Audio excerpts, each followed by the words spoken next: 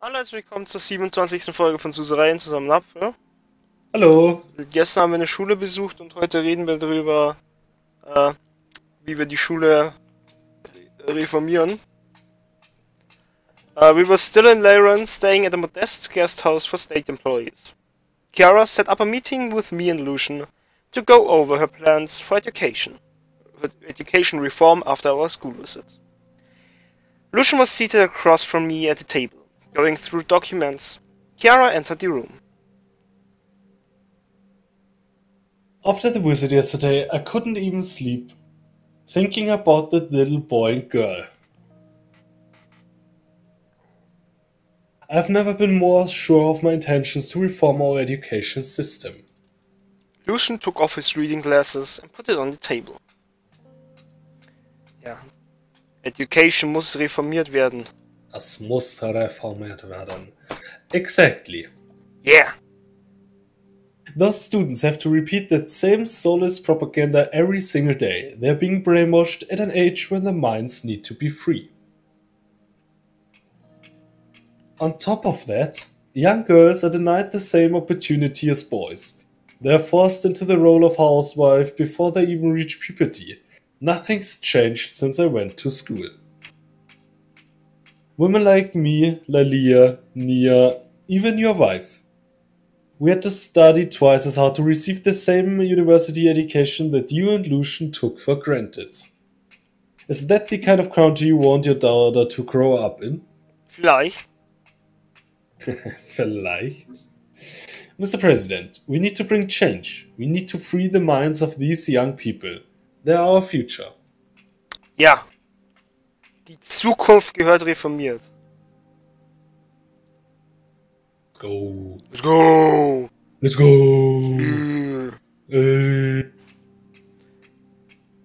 So, we need to keep politics out of the curriculum. Saul should only be viewed as a historical figure. Children shouldn't have to repeat his name every day. This is actively poisoning young bright minds. Instead of thinking for themselves, they are learning to take things as at face value. Mein Gott, ey. We also need to ensure boys and girls receive the same instruction. Handcrafts like knitting and sewing should be taught to both sexes or not at all. Taught. Ist es nicht auch mit H geschrieben? Taught? Egal. Der Thought wäre, wenn dann denken. Ja, ich dachte mir, Taught wird auch mit H geschrieben. Es ist im Englischen scheißegal, wie du schreibst, du sprichst sowieso anders aus. Ja.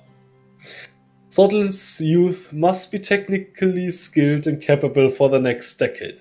That won't be possible if the amount of nationalistic indoctrination and narrow-minded thinking found in schools today. Either we raise a generation ready for the challenges of the future or not. What will it be, Mr. President? Wir brauchen Lucian gar nicht fragen. Let's go. Reformen wir. Reform. Reform. You will not regret it. I will get to work immediately. Reform. Now that the decision was made, let's move on. Very well. Chiara skimmed over her documents before continuing. With no change in budget, the ministry was left to its own devices. We made some tough choices, but still lack additional funds. Ja, passiert, ne? Therefore, we are investigating if privatizing education would draw enough funds to conduct investments.